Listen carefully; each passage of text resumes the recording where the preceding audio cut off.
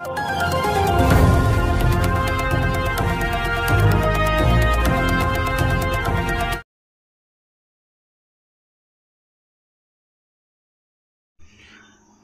वर्षी फळबागासाठी प्रति हेक्टरी 36,000 आणि कोरडवाहू पिकासाठी 18,000 रुपये मदत मिळाली होती। मात्र आता सरकार तुटपुंजी मदत देऊन शेतकऱ्याच्या तोंडाला पाणी पुसत आहे।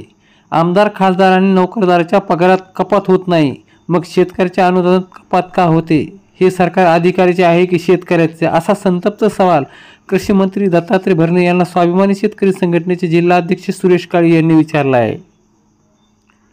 कृषी मंत्री दत्तात्रय भरणे अतिवृष्टीचे नुकसान झालेल्या पिकाची पाहणी करण्यासाठी जालना जिल्ह्यातील धाकलगाव येथे आले होते। त्यावेळी स्वाभिमानी शेतकरी संघटनेच्या वतीने शेतकऱ्याच्या मागण्याचे निवेदन कृषी मंत्री यांना देण्यात आले। या निवेदनात म्हटलं आहे की जालना जिल्ह्यात मागील 1 महिन्यापासून अनेक महसूल मंडळात अतिवृष्टी झाली आहे। तसेच अनेक महसूल मंडळात सततच्या पावसामुळे खरीप पिकासह फळबागाचे अतोनात नुकसान झालेले आहे। त्यामुळे या नुकसानग्रस्त क्षेत्राचे पंचनामे न करता सरसकट आर्थिक मदत देण्यात यावी।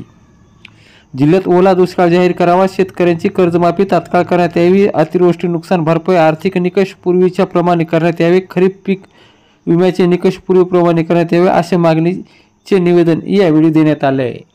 याचे दोन्ही उपमुख्यमंत्री निश्चित प्रकारे, मी तुम्हाला एवढं जास्त काय सांगत नाही, पण योग्य वेळी योग्य निर्णय घेतील। नुकसान भरपाई तुकडी मिळते असं तर नाही, नुकसान भरपाई शेवटी एनडीआरएफ आणि एसडीआरएफच्या नियमाप्रमाणे मिळायला पाहिजे साहेब। गेल्या वर्षी 36,000 फळबागेला होते, कोरडवाहूला 18,000 रुपये होते।